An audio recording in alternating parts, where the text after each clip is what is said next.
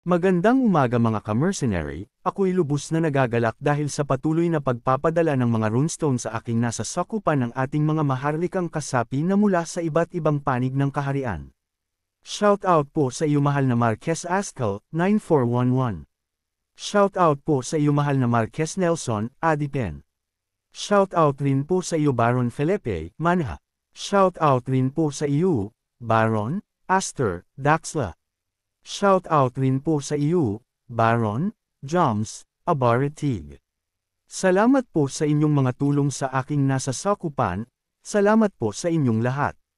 Ang nakaraan, dahil alam ng ating bida na hindi gagawin ng mga mandirigma ng Ferdium ang pamamaraan na binigay niya pag nilagay niya ang patungkol sa epekto nito sa katawan ng isang tao, kaya inilihim niya ang mahalagang parte na kailangan ng mga susubok ng pamamaraan na ito na laging magsanay at abutin ang sukdulang lakas, dahil kung hihinto silang mag-ensayo ay mamamatay silang lahat.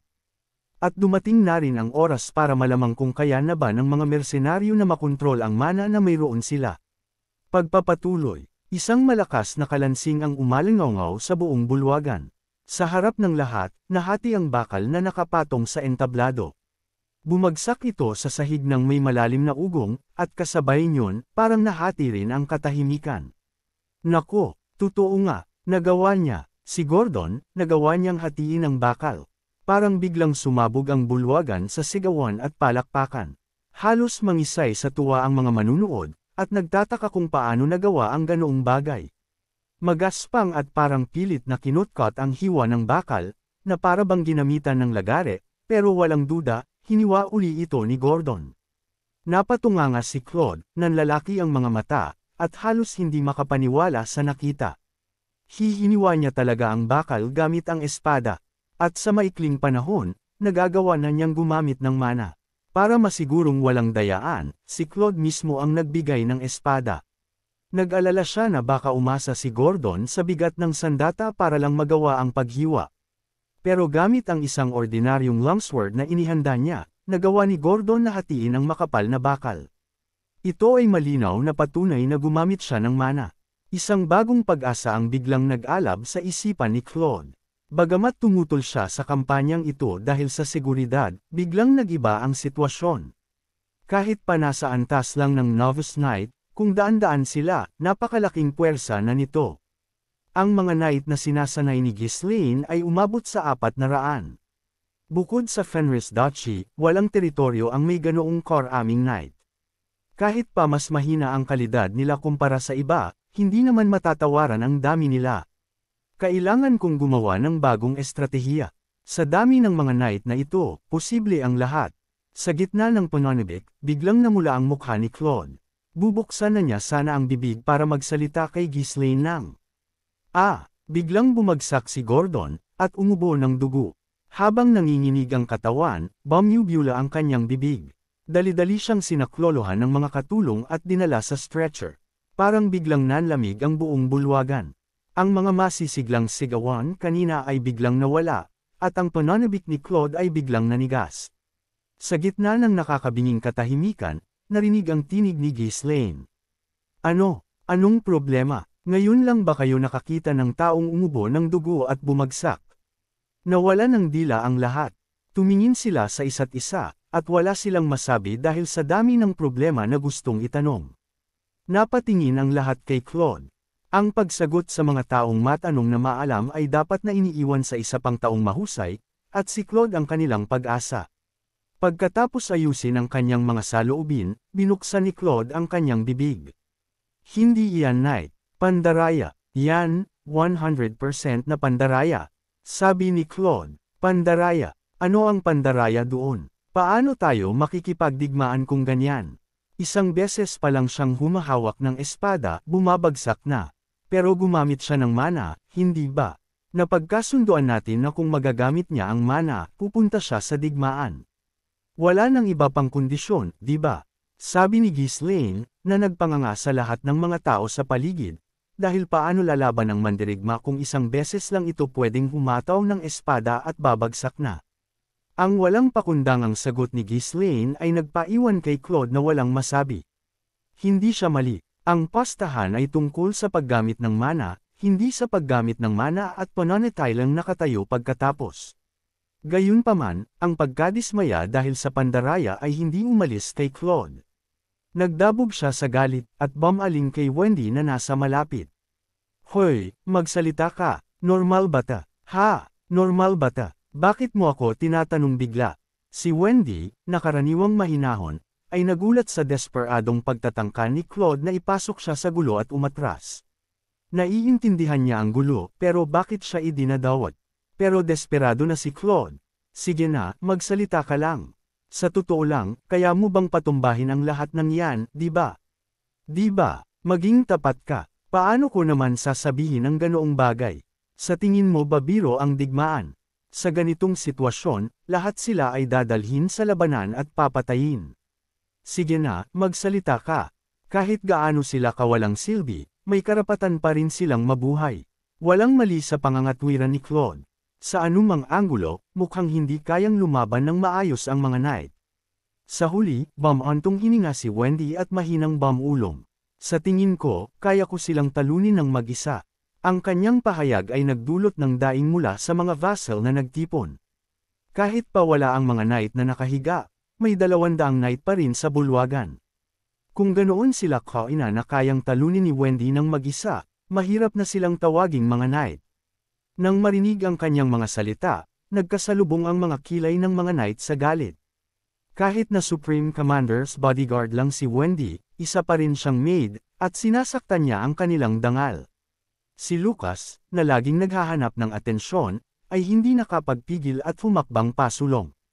Ikaw, paano mo kami ininsulto ng ganyan? Harapin mo ako ngayon sa isang laban, sabay ubo nito, nako, nakakahiya. Sabi ni Wendy. Pero bago pa matapos ni Lucas ang kanyang pangungusap, napahawak siya sa tiyan, umubo ng dugo, at lumuhad sa isang tuhod. Kamakailan, ang kanyang kalusugan ay napakasama na kahit kaunting pag-aalala ay nagiging sanhi ng matinding pagdurugo ng ilong. Ang mga knight na nakatayo sa tabi ay agad na lumapit sa kanya, nag-aalok ng payo. Huwag kang masyadong mag-alala, tumataas ang presyon mo. Huminga ka ng malalim, huwag mo na lang pansinin. Hindi mo siya matatalo. Oo, napakalakas niya. Kung hahamunin mo siya, tapos ka na. Pinanood ni Claude ang kaunos-lunos na kalagayan ng mga knight, sumimangot, at bumaling kay Ghislaine. Wala na ba tayong ibang puwersa na mapagkakatiwalaan? Alam mo nang mas mabuti kaysa sa iba na wala, sagot ni Ghislaine.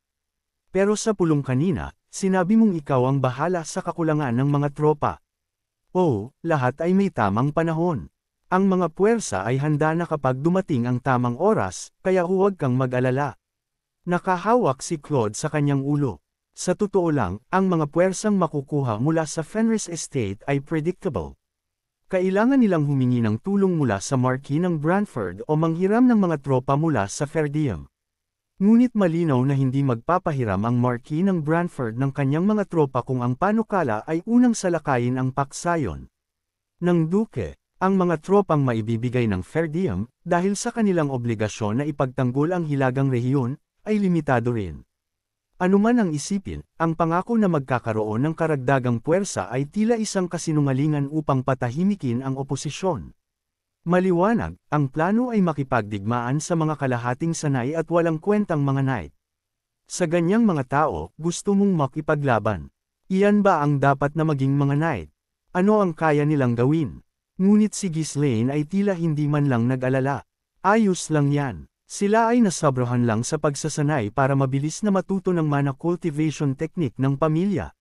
Mababawi nila ang kanilang lakas kung magpapahinga sila. Hindi tulad ng mga knight na nakatalaga sa Northern Fortress, ang mga knight na ito ay nagpapalabas ng mana sa sandaling makakuha sila, hindi sila nagpapahinga. Dahil hindi pa sila gumagamit ng mana, kailangan nilang masanay sa pakiramdam ng paggamit nito. Ang kanilang mga katawan ay nag-overwork lang, sa sapat na pahinga, babalik sila sa normal. Siyempre, kung masyadong matagal ang pahinga, magkakaroon ng problema, ngunit dahil lahat sila ay naghahanap upang pahabain ang kanilang buhay, natural na magsisikap sila. Kahit patuloy na tumututol si Claude at ang mga retainer sa Infinite Cycle Training Method ni Ghislaine dahil sa kanilang kakulangan sa pag-unawa sa mga detalye, nanindigan si Ghislaine. Sapat na, Tulad ng napagkasundoan, nagsimula ng gumamit ng mana ang mga knight, kaya ang plano para sa ekspedisyon ay kumpirmado na. Hindi na ako tatanggap ng anumang pagtutol. Ang lahat ng inyong mga pagtutol ay mali, kaya mag-focus na lang kayo sa paghahanda para sa pag-alis. Bilang isang paalala, ang resulta ng pastahan ay nangangahulugan ng karagdagang 10 taon ng paglilingkod para kina Claude at Alfoy. Pagkatapos ng ilang pagtatalo, si Claude, na sumuko na sa pagpapaniwala kay Ghislaine at pagtanggap ng kanyang kapalaran, ay nagtanong ng maingat. Plano mo bang umalis agad? Hindi. Kailangan ko pa rin kumpirmahin kung maayos na ang mga bagay na kinomisyon ko sa mga dwarf, at kailangan pa ng mga knight ng mas maraming tactical training. Bukod pa rito, hindi pa tama ang oras. Anong oras? Ang tamang oras para lumaban. Mayroong ganoong bagay. Darating yan kung maghihintay lang tayo ng kaunti. Naiintindihan ko. Nakaramdam si Claude ng kaunting pag-asa nang makita niyang nag-aalangan si Ghislaine tungkol sa ekspedisyon matapos siyang magdesisyon ng may kumpiyansa. Napaka-desperado niya kanina, na para bang sasalakayin nila ang domain ni Count Caboldi bukas. Ngayon na dumating na ang sandali upang lumaban, baka nagkakaroon na siya ng takot. Kung nag-alangan siya ng matagal at kinansela ang ekspedisyon, wala nang mas maganda pa. Habang nagbabago ang ekspresyon ni Claude, tinanong siya ni Ghislaine. Nga pala, nagsisigurado ka pa rin ng mga probisyon, di ba? Kinuha ni Claude ang pagkakataon na ilabas ang kanyang mga hinaing, habang lumiwanag ang kanyang mukha na para bang ito na ang kanyang pagkakataon. Kamahalan, sa tingin mo ba ay oras na para tumigil sa paggastos? Kahit pa ibinahagi na natin sa Ferdium, mayroon pa rin tayong sobrang daming trigo. At ang napakagandang trigo ay malapit na ring anihin. Ang ani sa pagkakataong ito ay magiging napakalaki rin. Ang pagkakaroon ng maraming pagkain ay hindi naman masamang bagay, ngunit may limitasyon ang lahat. Ang mga stock ay lumaki ng husto at nagiging mahirap na itago ng maayos. Ngunit matigas na umiling si Ghislaine. Hindi, walisin mo ang lahat hanggang sa puntong nagugutom na ang mga tao sa North. Magbayad ka ng karagdagang pera kung kailangan, bumili ka hanggat maaari. Naintindihan mo, bakit mo ginagawa ito? Sa dami ng naipon na natin, ang Fenris at Ferdium territories ay kayang kumain ng mahigit 10 taon. Mabubulok lang ang pagkain bago natin ito maubos. Ang obsesyon ni Ghislaine sa pag-iipon ng pagkain ay kakaiba. Pagtataka nito, na hindi niya malaman ang totoong dahilan ni Ghislaine. Kahit pa iminungkahi ng mga retainer na ibenta ang sobra para mapalakam ng pondo, nanindigan siya. Ang pagbebenta ng isang bahagi ng stock ay maaaring magdala ng malaking pera, ngunit si Ghislaine ay matigas na naghahanap ng pondo sa ibang lugar upang ipagpatuloy ang kanyang walang tigil na pagbili ng pagkain. Hindi maunawaan ng mga retainer ang kanyang dahilan. Siya ba ay sinapian ng multo na namatay sa gutom? Sabi ng mag-eto dahil parang gutom na gutom raw sa pagkain ang ating bida. Nang makita ang pagkadismaya ni Claude, walang pakialam na sumagot si Ghislaine. May plano ako, pero hindi ka maniniwala sa akin kahit na ipaliwanag ko, di ba? Well, hindi, marahil hindi. Tama, kaya magpatuloy ka lang sa pagbili. Hanggang sasabihin kong tumigil, bilhin mo ang lahat. Walang exception. Bumuntong hininga si Claude, oo na. Sumuko na si Claude sa pakikipagtalo. Sa puntong ito, sumasabay na lang siya sa agos. Gawin mo ang gusto mo. Sa pinakamasamang sitwasyon, naisip ni Claude na kaya niyang personal na pangasiwaan ang depensa. Bagamat hindi niya kayang pamahalaan ang isang opens iba, kaya naman ang Ferdium na magbigay ng sapat na puwersa para sa isang defensive line. Naisip niya na rin ang mga escape route kung sakaling mamatay ang kamahalan sa digmaan at bumagsak ang Ferdium. Dahil nabigo si Claude, ang kanilang huling pag-asa, na kumbansihin si Ghislaine, bumantong hininga ang mga retainer sa pagkatalo, at ang kanilang mga mukha ay puno na ng kawalan ng pag-asa. Nang makita sila, ngumiti ng maliwanag si Ghislaine. Mabuti, lahat kayo ay napakahusay. Ang isang tagalabas ay maaaring mag-isip na si Ghislaine ay nagpapataw ng imposibleng gawain, at nagtutulak sa kanyang mga tao sa kanilang mga limitasyon.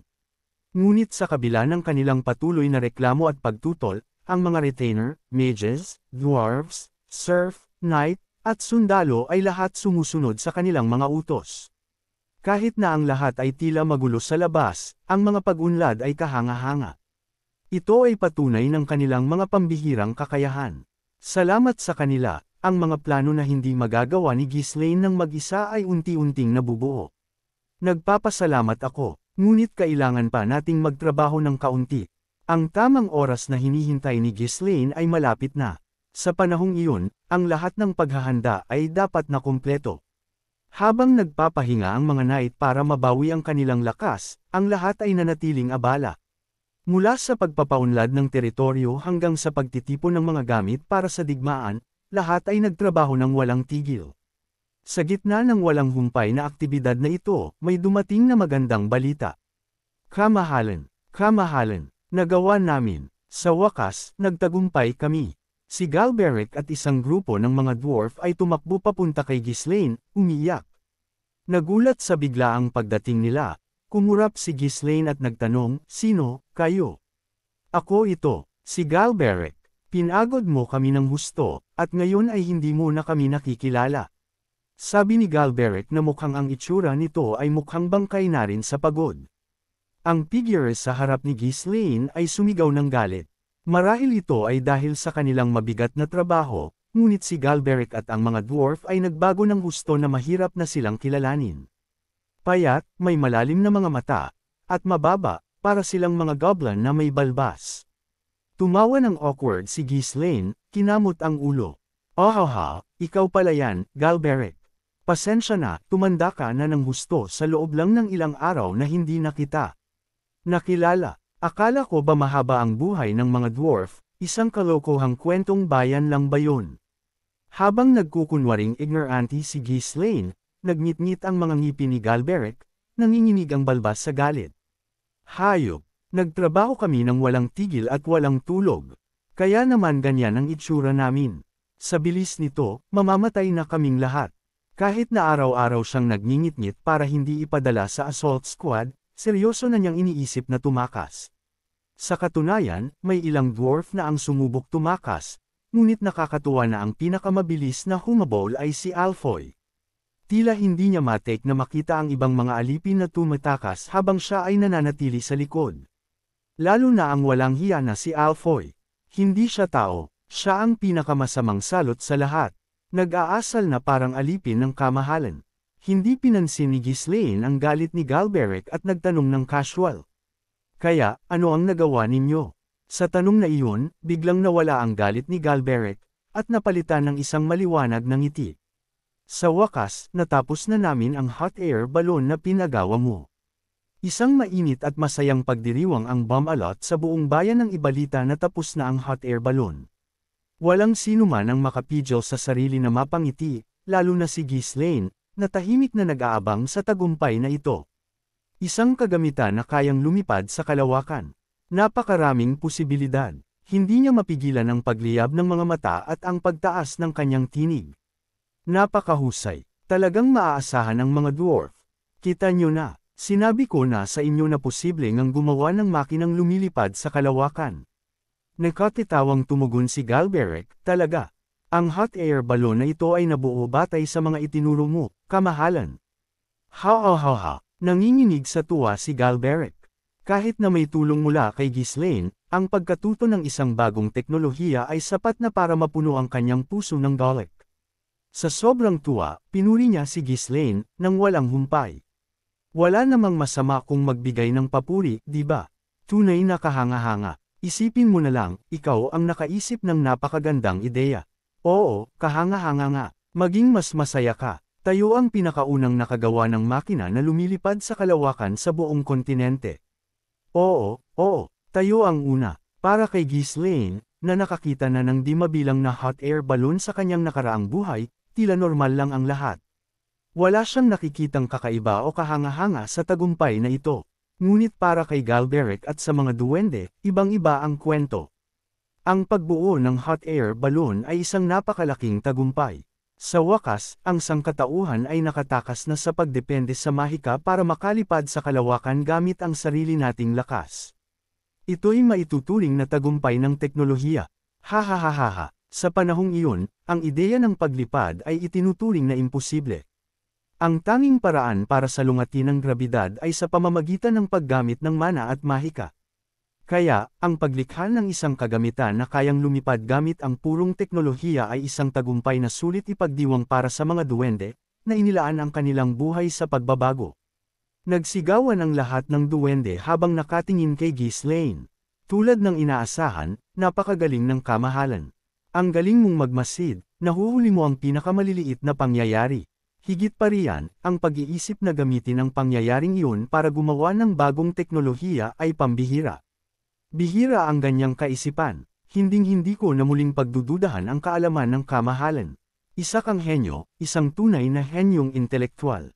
Gaano karami ba ang pinag-aralan mo simula pagkabata para malaman ang ganitong bagay? Habang tuloy-tuloy ang papuri, awkward na kinamot ni Ghislaine ang kanyang pisngi. Kamakailan lang nang tawagin siyang pinakamagaling na manggagamot ng kaharian, at ngayon naman ay tinatambakan siya ng mga titulong tulad ng henyo sa kaalaman. Sa takbo ng mga pangyayari, baka pati sa kanyang puntod ay ilagay ang titulong, dakilang pantas. Nakakahiya naman, sabi ng ating bida. Ang tunay na espesyalidad ni Ghislaine ay pakikipaglaban, at ang lahat ng iba pa ay kaalaman lamang na kinuha niya sa kanyang nakaraang buhay. Ngunit, dahil nakikita niya kung gaano sila kasaya, hindi niya magawang sirain ang kanilang mood. Nagkataon lang naman na nalaman ko. Hindi naman sa nag-aral ako o ano.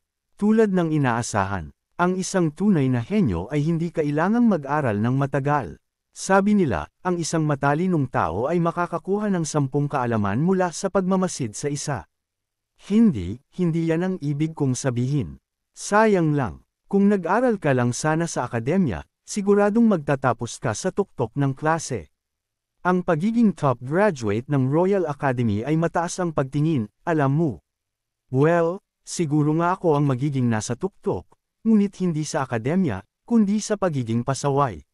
Dahil lalo siyang nahihiya, ikinaway niya ang kanyang kamay upang magbago ng paksa. Nagawa ba ng maayos ang mga pagsubok? Walang isyu sa kaligtasan ng mga sasakay.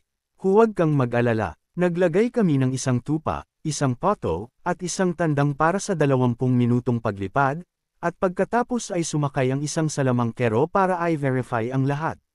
Ligtas na ligtas. Medyo maliit ang unang modelo, kaya ginawa naming mas malaki at mas matibay ang bersyon ng demonstrasyon. Hindi niya maintindihan kung bakit gumamit sila ng tupa, poto, at tandang, ngunit kung pati isang salamangkero ay sinubukan ito, malamang ay wala ng problema sa kaligtasan.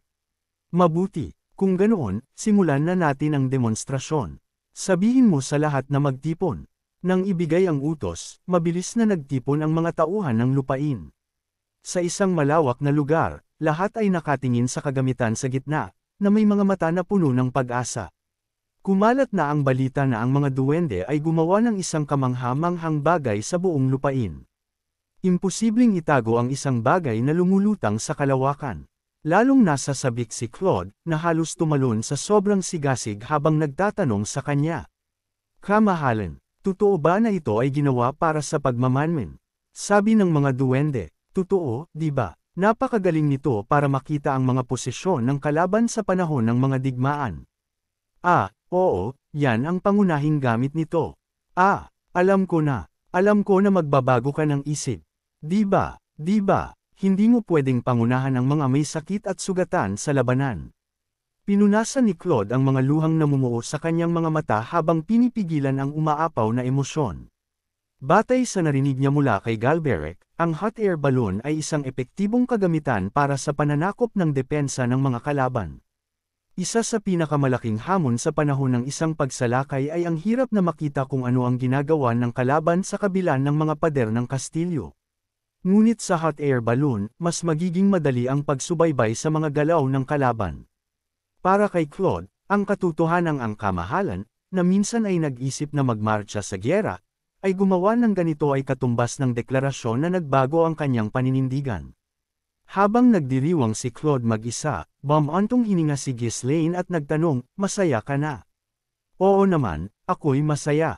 Nadama ni Claude na nakuha niya ang isang malalim na katotohanan tungkol sa buhay, gaano man katigas ang ulo ng isang tao, sa tapat at paulit-ulit na paghimok, maaari silang magbago. Ang kamahalan namin ay nagbago. Sa wakas, nagsimulan na siyang makinig sa katwiran. Napaluha sa tuwa si Claude, habang sa tabi niya, kumikislap ang mga mata ni Belinda. Habang nagtatanong, "Kamahalan, talagang lumilipad ba iyan? Kaya bang umakyat sa kalawakan?" "Oo, syempre, natapos na ang mga pagsubok." "Wow! Kung ganoon, maglakbay tayo gamit ito." Isang paglalakbay. Napakasaya niyan. Mabuti ang ideya na iyan. Masarap talagang sumakay sa ganito. Pero una, tapusin muna natin ang demonstrasyon. Sige, simulan na. Sa signal ni Ghislaine, lumapit si Alfoy sa airbag ng balon. Enjoy niya ang atensyon na nakatuon sa kanya, na may mayabang na ekspresyon. Bilang isa sa mga kasali sa pagbuo ng prototype, ang interes sa hot air balloon ay tila interes na nakatuon sa kanya mismo. Gamit ang magic ng hangin, mabilis niyang pinuno ang airbag. Nang bumilog na ito, agad siyang nag-conjure ng apoy mula sa kanyang kamay. Kahit na may kagamitan para painitan ang hangin, mas mabilis ang paggamit ng mahika. At ayon na nga, habang ang mga magically conjured flames ay nagpapainit sa hangin, unti-unting umangat ang airbag. Dahan-daang namamangha ngayon ang mga mamamayan sa Fenris na nakakasaksi ngayon ng bagay na ito. Ang nagtipong tao ay naglabas ng mga hiyaw ng paghanga. Si Alfoy, na naliligo sa kanilang paghanga, ay nagkibit-balikat ng mayabang at mabilis na umakyat sa basket. Pagkatapos ay sinindihan niya ang tangke ng gasolina na konektado sa vent ng hangin. Dahil hindi kayang patuloy na gumastos ng mana ang isang salamangkero para panatilihing lumilipad ang balon, ang mga materyales tulad ng dayami, lana, at langis ay ginamit bilang gasolina upang panatilihin ang init. Ang hot air balloon, na nakatali sa lupa ng isang mahabang lubad, ay umakyat sa humigit kumulang 20 metro bago tumigil. Pagkatapos ng isang sandali ng katahimikan, ang mga tao, na nakikitang matatag itong lumulutang sa hangin, ay nagsigawan. "Wow! Talagang lumilipad! Kamangha-mangha! Paano sila gumawa ng ganoong bagay? Tulad ng inaasahan sa kamahalan." At sa mga duwende, din. Sa gitna ng mga sigawan, matikas na nakatayo ang mga duwende na nakakross ang kanilang mga braso, na nag-uubo upang itago ang kanilang kasiyahan, habang si Ghislaine ay naglabas ng isang kontentong ngiti. Pagkatapos ng halos 10 minutong paglipad, bumaba si Alfoy sa lupa na may namumulang mukha at tuwang-tuwang nag-anunsyo, "Susunod, puputulan natin ang lubad at magagawa ang isang free flight." Sino ang gustong sumakay? Hindi ito masyadong malaki, kaya isang tao lang ang kaya nitong dalhin. Nagsalita siya na may tuwa ng isang bata na nagpapakita ng bagong laruan, ang tono ay puno ng kayabangan. Pinanood siya, ang iba pang mga salamangkero ay bumantong hininga at umiling-iling sa inis. Simula nang magtagumpay ang mga test flight, si Alfoy ay matigas na tumanggi na iwan ang kanyang upuan. Siya ay talagang parang bata na ayaw bumaba ngayon. Sa totoo lang, ang hot air balloon ay kayang gumana ng perpekto kahit walang salamangkero. Gayunpaman, iginiit ni Alfoy na mas maganda kung may salamangkero na nakasakay para sa mabilis na pagsasaayos ng temperatura. Sa Ferdium, kung saan bihira ang libangan, ang hot air balloon ay isa sa mga iilang nakakatuwang libangan. Halika na, magdesisyon na kayo kung sino ang sasakay. Maraming beses na kaming nagtagumpay sa paglipad, kaya magagaranti ako na ligtas ito. Nakita mismo ni Ghislaine na nakasakay si Alfoy sa hot air balloon, kaya walang duda. Ang mga tao ay sabik na nagtaas ng kanilang mga kamay. "Ako gusto ko. Hayaan niyo akong sumakay. Kamahalan ko. Hayaan niyo akong tingnan muna kung delikado ito." Ngunit ang kanilang mga sigawan ay nalunod sa isang malakas na hiyaw. Anong kabaliwan iyan? Bilang susunod na commander ng Fenris Knights, ako ang dapat mauna. Kung ayaw mong mamatay, lumayo ka. Ang boses ay kay Kaur, na nagkulong sa training ground sa nakalipas na mga araw, na abala sa pagsasanay. Pagkakita pa lang niya sa hot air balloon, nagliyab na ang kanyang mga mata. Ang kapana-panabik na pagkakataong ito, dapat siyang mauna. Ito ay isang paninindigan, isang prinsipyo ng isang lalaki na hinding-hindi uurong. Pag-usapan natin ito sa isang duelo. Ang duelo ang magdedesisyon. Ang mananalo ang unang sasakay. Sa deklarasyon ni Kaur, ang pulutong ay nag-urong at lumayo. Walang sino man ang gustong makipag-ugnayan sa baliw na iyon, lalo na ang makipaglaban o makipag-usap sa kanya. Ngunit hindi lahat ay lumayo. Agad na kinuha ni Belinda at Gillian ang kanilang mga sandata at lumapit kay Kaor. Sa bingit ng paghaharap, nagbuntong hininga si Ghislaine at nagsalita. Hahayaan ko kayong lahat na sumakay, kaya tumigil na kayo sa pag-aaway. Kaor, ikaw ang mauna. Mas mabuti na hayaan siyang mauna at mawala sa daan, lalo na't kitang-kita ng ating bida ang kanyang pagnanais. Hey, tulad ng inaasahan, ang kamahalan ko ang pinakamagaling. Si Kaor, nang umingiti ng mayabang, ay umakyat sa hot air balloon. Ang iba, na naiinggit, ay nagmukmak sa pagkadismaya. Sa sandaling sumakay si Kaor, muling inilunsad ni Alfoy ang hot air balloon. Ang tanging pagkakaiba sa oras na ito ay ang pagputol ng mga lubad, na nagpapahintulot sa balon na mag-anod kasama ang hangin. Upang maiwasan ang mga posibleng aksidente, nagdesisyon sila na mananatili lang sila sa ere sa loob ng ilang minuto sa isang ligtas na taas bago bumaba. Wow! Ang sarap sa pakiramdam. Habang umaakyat ng medyo mataas ang balon, tumingin si Kaor sa ibaba at humanga sa tanawin.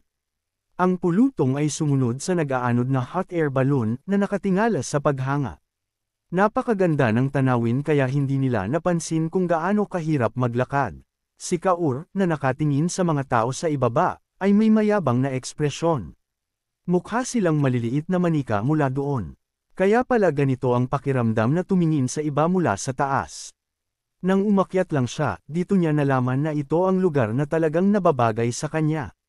Sa sandaling iyon, isang ideya ang kumislap sa isip ni Kaor. Agad niyang ibinahagi ang kanyang napakagandang ideya kay Alfoy. Ang galing nito. Oy, umakyat pa tayo ng mas mataas. Tingnan natin kung hanggang saan tayo makakaakyat, hanggang sa dulo ng kalawakan. Ano, umaakyat pa ng mas mataas? Oo, umakyat pa tayo ng mas mataas at tumingin sa mga taong parang langgam. Sa ngayon, tayo ang mga pinuno ng kalawakan. Magandang ideya yan. Sandali, paano kung tumakas na lang tayo sa Magic Tower gamit ito? Sa dalawang taong may parehong isip, walang lugar para sa pagtutol. Ang mga salita ni Kaor ay nagdala ng pagsang-ayon kay Alfoy. Binitawan niya ang kanyang pag-aayos sa temperatura, at tumingin siya sa kanyang mga paa. Ang kanyang ekspresyon ay mas mayabang pa kaysa kay Kaor. Ang sarap sa pakiramdam na tumingin ng ganito. Sa totoo lang, ang tagapagmana ng Magic Tower ay dapat nasa ganitong posisyon. Tumangala kayo sa akin. Sambahin niyo ako, sigaw ni Alfoy. Habang ang dalawang baliw na iyon ay ngumingiti ng mayabang, ang hot air balloon, na wala na sa kontrol, ay nagsimulang umakyat ng walang katapusan. Habang ang balon ay umaakyat ng mas mataas at mas mataas pa, ang mga ekspresyon ng mga sumusunod dito ay nagsimulang magpakita ng pagkalito. Ngunit hindi lang ang taas ang problema. Ang air pocket ng balon ay bumabagsak ng malakas dahil sa malakas na hangin. Bakit ganyan? Sobrang nanginginig. May nangyaring mali ba? Mukhang delikado na ang taas. Sa likod ng nagbubulungan na pulutong, kiniling ni Ghislaine ang kanyang ulo sa pagtataka. May mali talaga. Walang malinaw na dahilan para umakyat ng ganoon kataas. Pagkatapos ng mga nangyari, ang balon ay nanginginig ng malakas bago nagsimulang bumaba. Ang mga taong nanunood ay natigilan. Ang air pocket ay nagkaka-deflation. Bumabagsak ba ito? Bumibilis. Sa una, dahan-dahan itong bumaba, dahil mayroon pa ring kaunting hangin sa air pocket. Ngunit ang pagbagsak nila ay hindi maiiwasang bumilis. Habang lalo pang nagde-deflation ang air pocket, mabilis na bumababa ang balon. Ngunit, walang sino man ang makakatulong. Ang balon ay nakikita dahil mataas ito, ngunit sa totoo lang, malayo ito sa ibaba. Habang nagpapanik ang lahat, hindi sigurado kung ano ang gagawin, umalangaw ang sigaw ni Alfoy. Iligtas mo ako. Pagkatapos ng mga salitang iyon, umalangaw ang boses ni Kaor.